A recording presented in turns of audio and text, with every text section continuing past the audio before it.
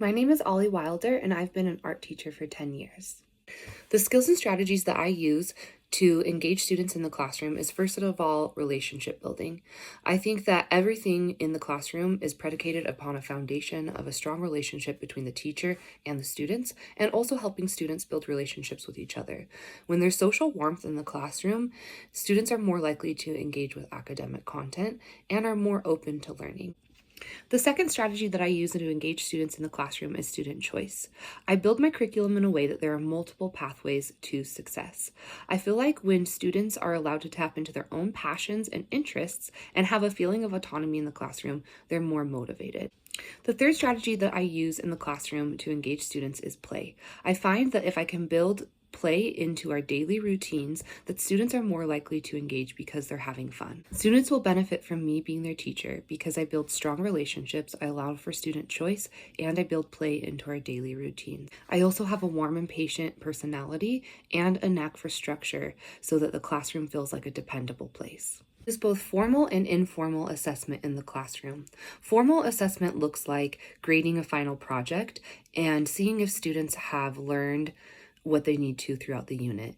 I use a rubric and teach students throughout the course of the project what is expected, and at the end, I measure to see if students have met that expectation. Informal assessment in the art classroom looks like me walking around and observing students' art making habits and how projects are progressing. One thing that I love about art is that it's visual, and so I can see exactly how students are doing. An example of how I've used assessment in the classroom is one time I was teaching a bookbinding activity, and I noticed that students had a hard time with the binding pattern of the needle and thread. So the next time that I taught that same activity, I had a printed out diagram that showed the steps in a visual way, as well as teaching it in an auditory way.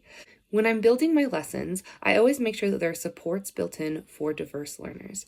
The first thing I consider is language background. At the beginning of a semester, I collect information on my students' home languages, and then I present all of the materials in the classroom in that variety of languages. The second thing I want to consider is developmental needs. I always look at IEPs and 504s to see what needs my students have and make adaptations based on that. A few examples of adaptations that I always try to have available in my classroom are wheelchair accessible seating, large print for all printed materials, and tools that are designed for students that have varying fine motor skills. The last thing I do to consider diverse student needs is bring home culture into the classroom. That can look like exploring artists and art making techniques from different cultures and designing projects where students can tell their own narrative or explore facets of their culture.